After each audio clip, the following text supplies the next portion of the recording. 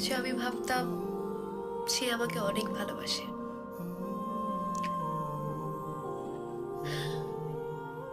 একটা কথা কি জানো, মায়াবতী রূপবতী যাই বলো না কেন, আমরা মেয়েরা দিন শেষে ভাগ্যবতীর কাছেই হেরে যাই।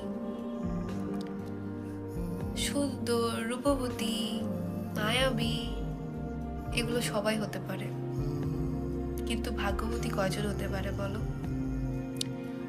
ভাগ্যবতী হওয়া উচিত, কিন্তু আল্লাহ তো সবাইকে ভাগ্যবতী বানায় না। নিজের ভালোবাসার মানুষকে পাওয়ার ভাগ্য কি সবাই নিয়ে জন্মে?